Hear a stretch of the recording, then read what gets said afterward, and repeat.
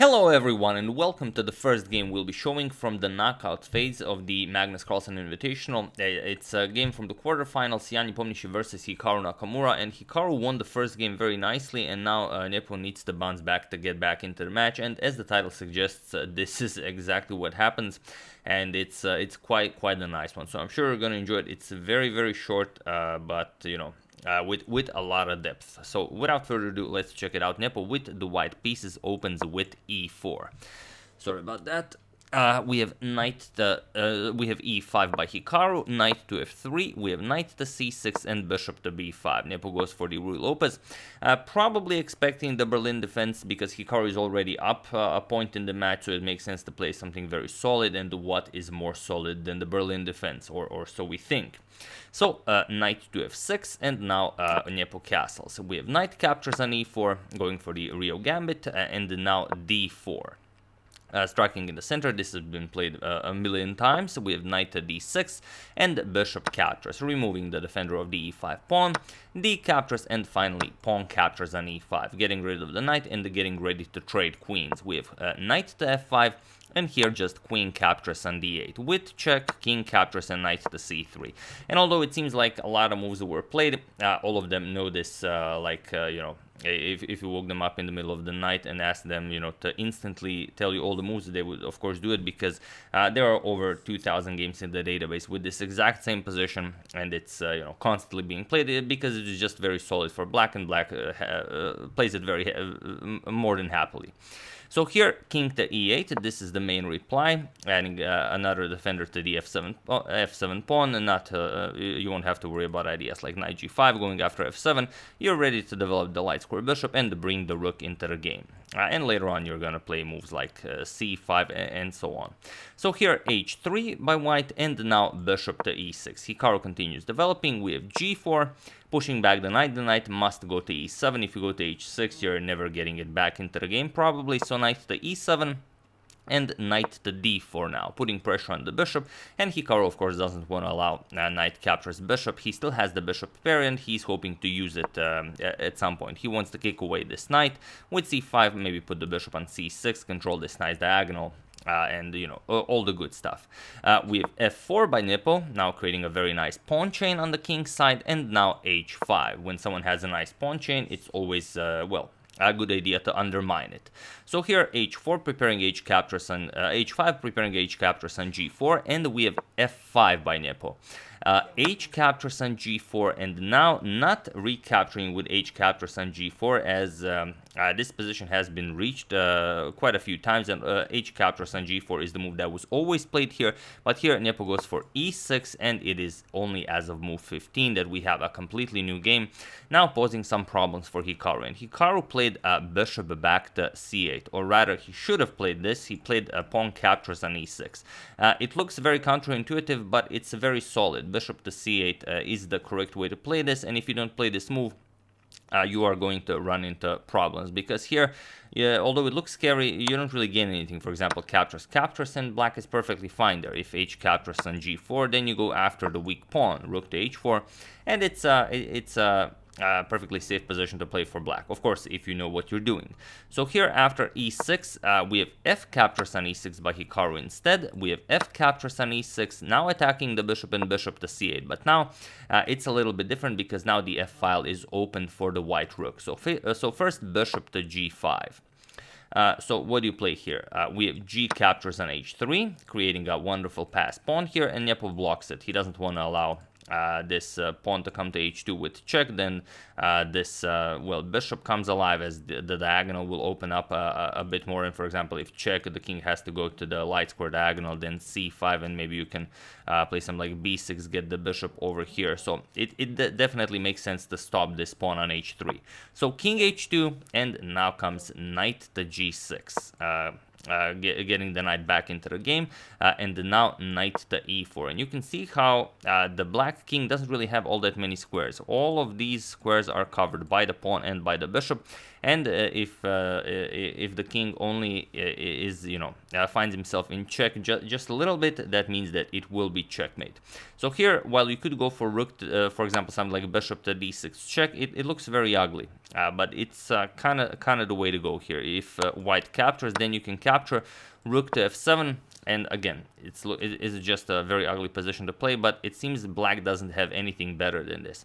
Hikaru, of course, wanted something better. You don't want to, suffer like this, so instead he played rook to h5. Now he's kind of paralyzing this knight, as the bishop will be in trouble, and now comes rook to g1 by Nepo. If you try rook to f7 now with some similar ideas, it doesn't work, because now the bishop can actually capture here. You haven't still developed your dark square bishop, so rook captures on g7 is not an option. And if you go rook captures on c7, then bishop to d5 is perfectly fine. You just get the bishop out of harm's way, and even if rook to e1, getting this rook here, it's still not a problem for black, just knight to e5. And although it looks very scary, black is actually winning here. You can't really move this knight to open up this this e-file, because rook captures on g5, and then the rook is immediately guarding the knight. So black will definitely have plenty of time to consolidate and win this position. So instead, after rook to h5, we have rook to g5, adding another defender here, and now a6. Here Hikaru wanted to play c5, but he wanted to avoid knight to b5, going after c7, and it's a very difficult position to face. So here Hikaru played a6 instead, now taking away the b5 square from this knight, and you want to chase it away with c5, but a6 does not work here. Here Nepo brought the rook into the game. We have rook to d1, and Hikaru, of course, a master of puzzle rush, spots that this rook is eyeing that d8 square. You don't want to fall for such a checkmate, so he immediately blocks the diagonal. We have knight to e7, now blocking this bishop, but now rook f to now rook d to f1, bringing the rook back to this diagonal. This rook remains here to guard the bishop, but this rook is now very powerful. You can lift it to f7 if you want. And here Hikaru said, all right, well, I don't really have a good active move here. All of my pieces are tied down. Let's get rid of this knight, and then we're gonna continue developing, as I have now taken away the b5 square from Nepo's knight. But now the game is completely winning for Nepomniachtchi. So feel free to pause the video here and win the game for Nepo while I give you a couple of seconds.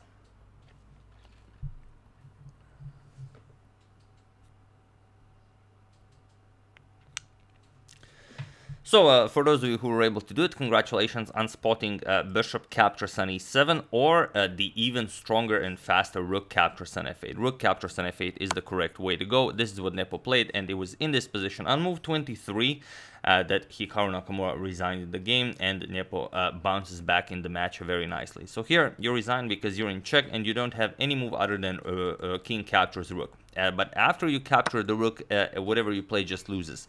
After bishop captures on e7, this is the only move. Hikaru didn't even wait for Nepo to play this, because he knew, of course, Nepo calculated all of it.